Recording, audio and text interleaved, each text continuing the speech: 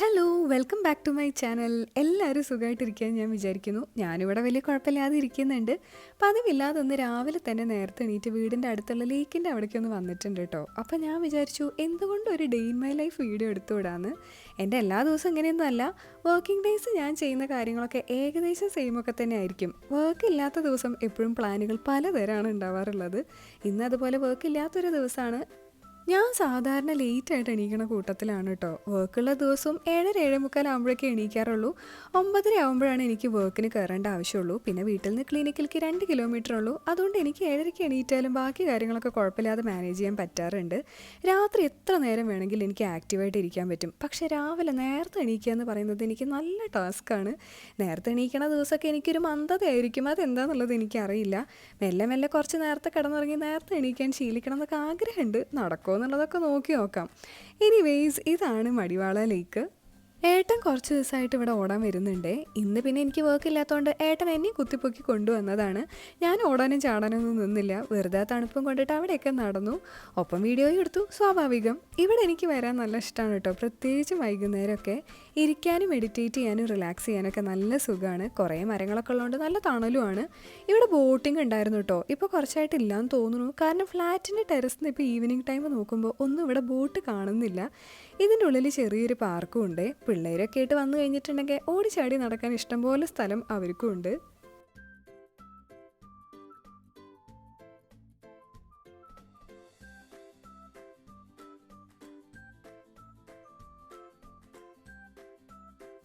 ഈ ബോർഡിൽ കാണുന്ന ബേർഡ്സിനെയൊക്കെ ലേക്ക് സൈഡിൽ നിന്ന് നോക്കിയാൽ കാണാമെന്നൊക്കെയാണ് പറയുന്നത്. ഞാനിതുവരെ അത് സൂക്ഷിച്ച് നോക്കിയിട്ടൊന്നുമില്ല.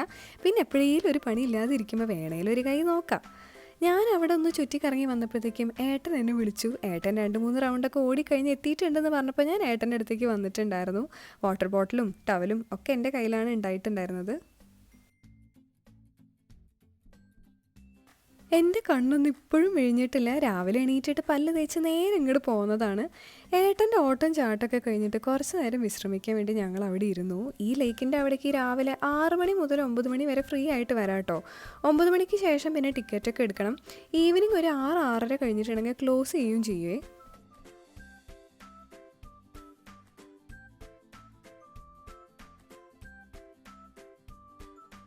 ഇന്ന് ഞങ്ങൾ ഓൾമോസ്റ്റ് ഒരു 1-1.5 മണിക്കൂർ ഇവിടെ ഉണ്ടായിരുന്നു. 9 മണി ആവാറായപ്പോഴത്തേക്കും ഞങ്ങൾ മെല്ലെ അവിടുന്ന് പിന്നെ ഇറങ്ങി. ഗേറ്റിൻ്റെ അവിടെ തന്നെ കരിക്കും കരിമ്പും ജ്യൂസും ഒക്കെ കിട്ടും. എനിക്ക് പിന്നെ കരിക്ക് നല്ല ഇഷ്ടമാണ്. ഒട്ടുമിക്ക ദിവസം കരിക്കും വെള്ളം കുടിക്കാറുണ്ട്. ശരീരത്തിന് നല്ലതുമാണല്ലോ. കരിക്കും വെള്ളം കുറച്ച് തരിപ്പായിട്ടുള്ളതാണെങ്കിൽ എനിക്ക് കൂടുതൽ ഇഷ്ടമാണ്. ഇത്തവണ എനിക്ക് കിട്ടിയത് അത്ര ടേസ്റ്റ് ഒന്നും ഉണ്ടായിരുന്നില്ല. ഏട്ടന് പക്ഷേ ലോട്ടറി അടിച്ചു. നല്ല മധുരമുള്ള കരിക്കും വെള്ളമായിരുന്നു. ഞാനതിന് കുറച്ച് കുടിച്ചിട്ടുണ്ടായിരുന്നു. ഇതിൻ്റെ കാമ്പ് പക്ഷേ നല്ല ടേസ്റ്റ് ഉണ്ടായിരുന്നു കേട്ടോ. വീട്ടിലേക്ക് പോയിട്ട് ബ്രേക്ക്ഫാസ്റ്റ് ഉണ്ടാക്കുന്ന ടൈം വരെ ഒരു എനർജി കിട്ടാനായിട്ട് ഇതെന്തായാലും ധാരാളമാണ്.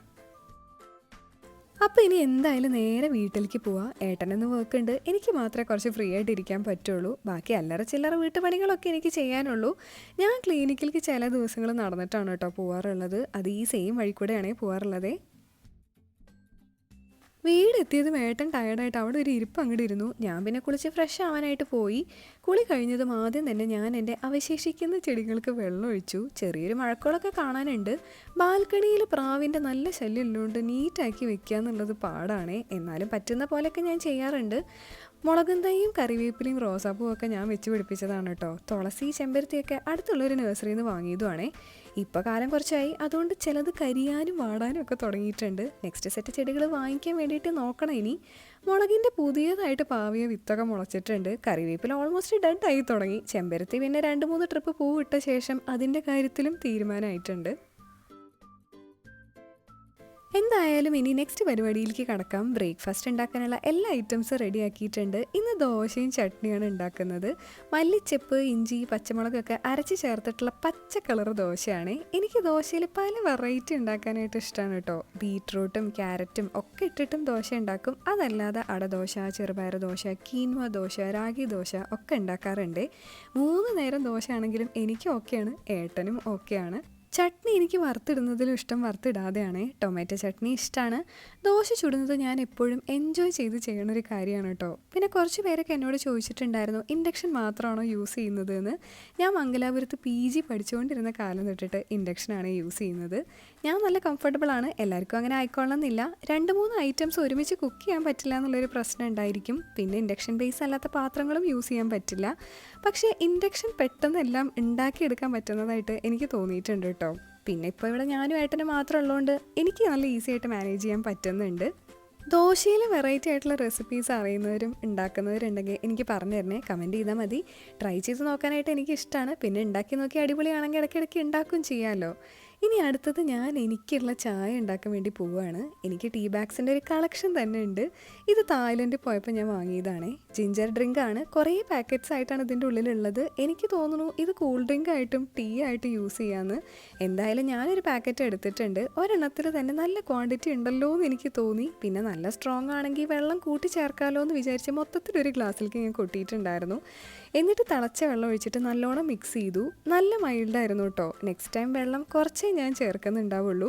ടേസ്റ്റ് ജിഞ്ചറിൻ്റെ ആയതുകൊണ്ട് എനിക്ക് നല്ല ഇഷ്ടമായി. ഏട്ടന് പല ഫ്ലേവറിലുള്ള ടീ ബാഗ്സ് ഒന്നും ഇഷ്ടമല്ല. നല്ല പ്രോപ്പർ ചായ കുടിക്കാനാണ് താല്പര്യം. എന്തായാലും ബ്രേക്ക്ഫാസ്റ്റ് റെഡി ആയിട്ടുണ്ട്.